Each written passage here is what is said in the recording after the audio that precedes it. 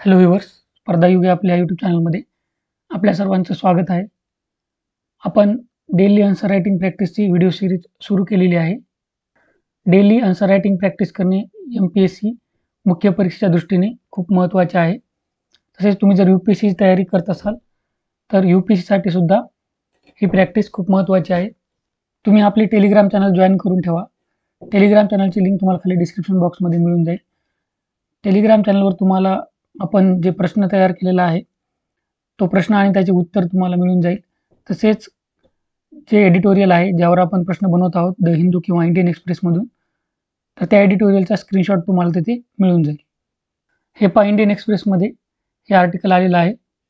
What monsoon onset means, why it is early. म्हणजे आपण म्हणतो ना, आता मान्सून लवकर आलेला आहे. तर या आर्टिकलमध्ये त्याची माहिती दिलेली आहे की लवकर मान्सून येणे म्हणजे काय आणि यावेळेस तो लवकर का आलेला आहे. तर आपल्याला या सर्व माहितीपैकी इथे बघा तुम्ही, मॉडर्न जुलियन ऑसिलेशन ही टर्म खूप महत्त्वाची आहे आणि ह्या टर्मवरच आपण आज प्रश्न केलेला आहे तयार आणि त्याचे उत्तर सुद्धा लिहिणार आहोत. तर हे जे मॉडर्न जुलियन ऑसिलेशन MJO आहे ते आपण आता एकदम सोप्या भाषेत मराठीत समजून घेऊया. त्यानंतर आपण प्रश्न बघणार आहोत, तर त्या प्रश्नाचे तुम्हाला उत्तर लिहायचे आहे. तर मॉडर्न जुलियन ऑसिलेशन ह्याची डेफिनेशन काय ती पाहूया. ही डेफिनेशन तुम्ही तुमच्या नोट्समध्ये लिहून ठेवा. नोट्स तुम्हाला सामान्य अध्ययन 1 GS1 त्याच्यामध्ये भूगोल यामध्ये तुम्हाला हे MJO बद्दल नोट करून ठेवायचं आहे. डेफिनेशन लिहा. ही एक प्रमुख उष्णकटिबंधीय हवामान घटना आहे. म्हणजे हा ट्रॉपिकल फेनॉमेनॉन आहे, उष्णकटिबंधीय हवामान घटना आहे, ज्यामध्ये काय होतं बघा, विषुववृत्तावर इक्वेटरवर ढगांची नियमित हालचाल आणि पावसाची क्रिया समाविष्ट आहे.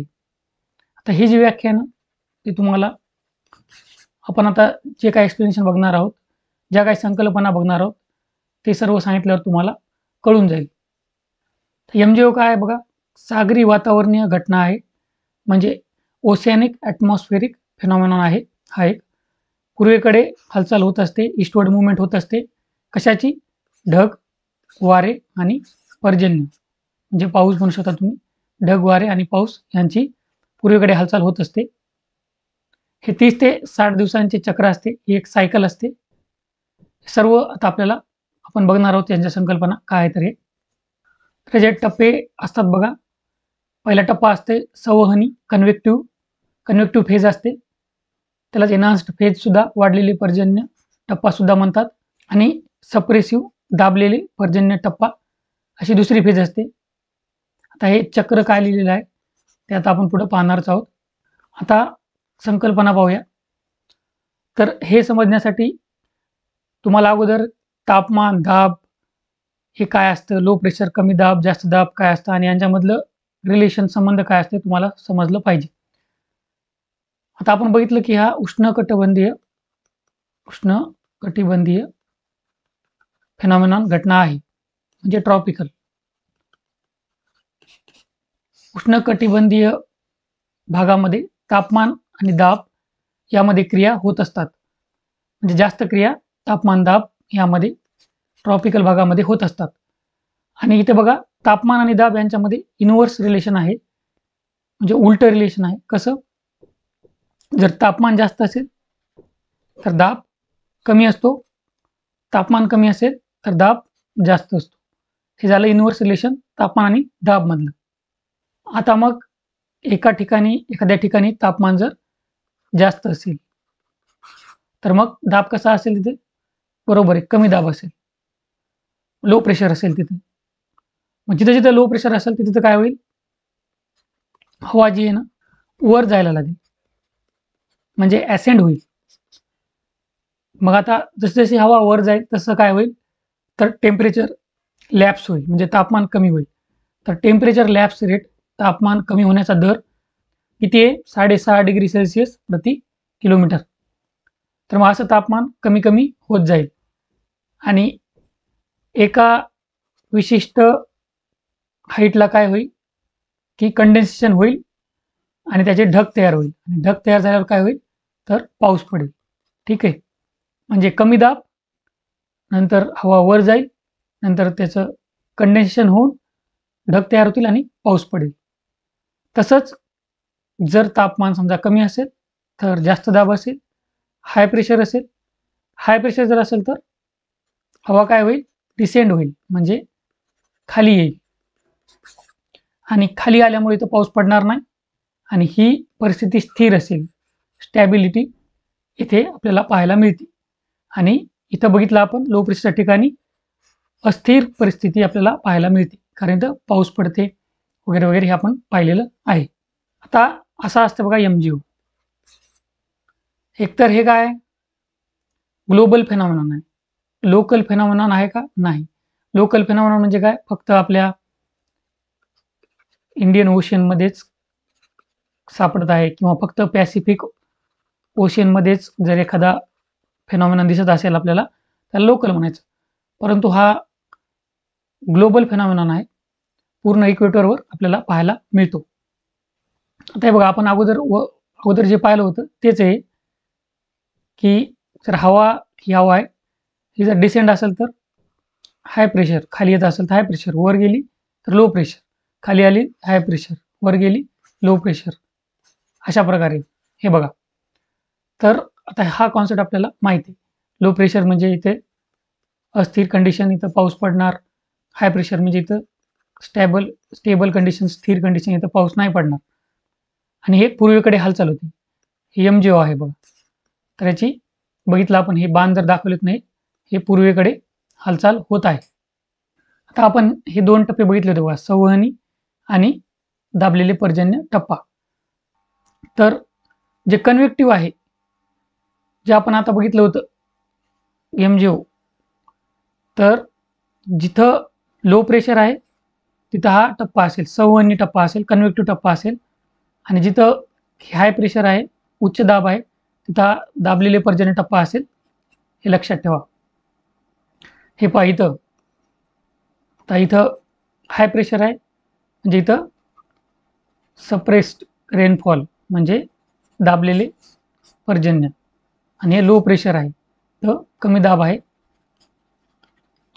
म्हणजे तिथं तुम्हाला काय पाहायला मिळेल, एन्हान्स्ड रेनफॉल किंवा कनेक्टिव्ह फेज इथे आपल्याला पाहायला मिळेल. आता बघा, हा आहे MGO. ठीक आहे. आता MGO कडे आपण जर पाहिलं, आहे ईस्टवर्ड मुवमेंट आहे, पूर्वेकडे याची हालचाल होत आहे. आणि इथं हा भारत आहे, आणि भारताच्या इथे आता काय आहे, कमी दाब आहे.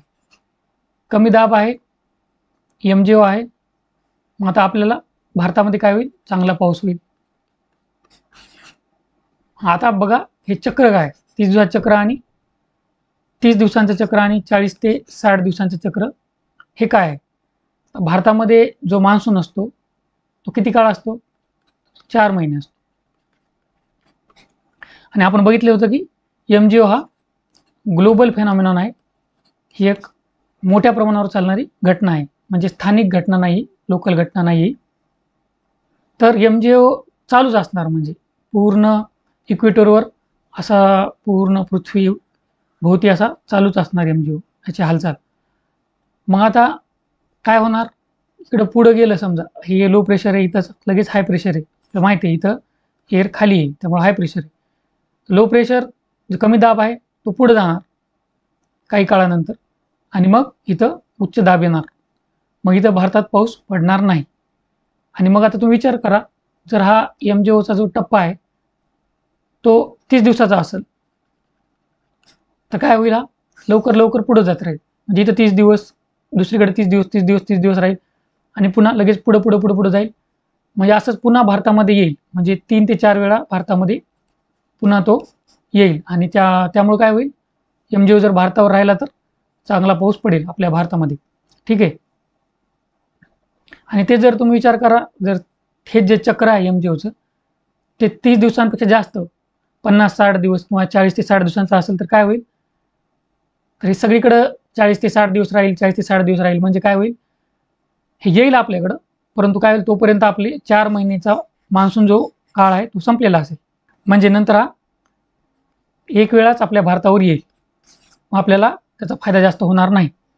कारण नंतर आल्यावर काही फायदा नाही, कारण आपला मान्सून 4च महिने. कळालं का तुम्हाला? हे अशी कहाणी यायची. जिथं 2 मुद्दे तुम्हाला काय लक्षात ठेवायचे, की 30 दिवसाचं चक्र जे असेल, 30 दिवसांचं चक्र ते आपल्या भारतातील पावसासाठी चांगलं आहे. आणि 40 ते 60 दिवस जास्त दिवसाचं चक्र असेल तर भारतातील पावसासाठी ते चक्र चांगलं नाही. आता पुन्हा डेफिनेशन बघा. आता समजेल तुम्हाला डेफिनेशन काय आहे. तर प्रमुख उष्णकटिबंधीय हवामान घटना आहे, ट्रॉपिकल घटना आहे, बघितलं होतं, ज्यामध्ये विषुववृत्तांवर ढगांची नियमित हालचाल आणि पावसाची क्रिया समाविष्ट आहे. आता हालचाल बघितलेली आपण, ढगवारे आणि पर्जन्य ही कशी हालचाल होते, पूर्वेकडे होते आणि नियमित हालचाल आहे. आता लो प्रेशर असतं ना, इथं वर बघितलं आपण लो प्रेशर असतं, लो प्रेशर कमी दाब टप्पा, तिथं ढग निर्माण होतात, हे बघितलं होतं आपण. जे ढगांची सुद्धा नियमित हालचाल होत राहते. ठीक आहे, ही डेफिनेशन आहे. सागरी वातावरणीय घटना आहे, वातावरणात घटना होते आणि ओशियन बघितलं आपण, इंडियन ओशियन, पॅसिफिक ओशियन या सागरावर होते, त्यामुळं सागरी वातावरणीय घटना आहे. आणि पूर्वेकडे हालचाल इथं बघितलं आपण, आणि चक्रसुद्धा आपल्याला आता कळालेलं आहे. आता संवहनी टप्पा जो आहे, 30 दिवसाचं चक्र जर असेल तर आपल्यासाठी चांगला आहे, आणि 40 ते 60 दिवसाचं चक्र असेल तर मग आपल्याकडं हा टप्पा येतो, दाबलेले पर्जन्य टप्पा येतो, है ना. म्हणजे हा दाबलेले पर्जन्य टप्पा आपल्याकडे येणारच आहे, असं नाही की येणार नाही, परंतु जास्त जर दिवसाचं चक्र असेल तर याचा परिणाम आपल्याकडे जास्त असेल. तर आय होप की तुम्हाला MGO काय आहे ते चांगलं समजलेलं असेल. जर तुम्हाला समजलं नसेल तर तुम्ही कमेंट करून विचारा, तुम्हाला काय समजलं नाही, मी तुम्हाला नक्की मदत करेल. आता आपण प्रश्न पाहूया. तो प्रश्न बघायचा आहे आणि तुम्हाला उत्तर लिहायचं आहे. स्वतः तुम्ही उत्तर लिहिल्याशिवाय तुम्हाला कळणार नाही. हा प्रश्न आहे पहा, मार्डन जुलियन दोलन म्हणजे काय? भारतीय मान्सूनवर MGOचा प्रभाव स्पष्ट करा. आता पहिल्यांदा आपण पाहूया, अभ्यासक्रमाच्या कोणत्या भागामध्ये आपला हा प्रश्न येतो. हे पहा, सामान्य अध्ययन 1 या पेपरमध्ये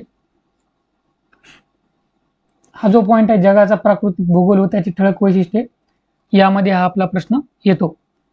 आता आपण पाहूया कीवर्ड कोणता आहे याच्यामध्ये.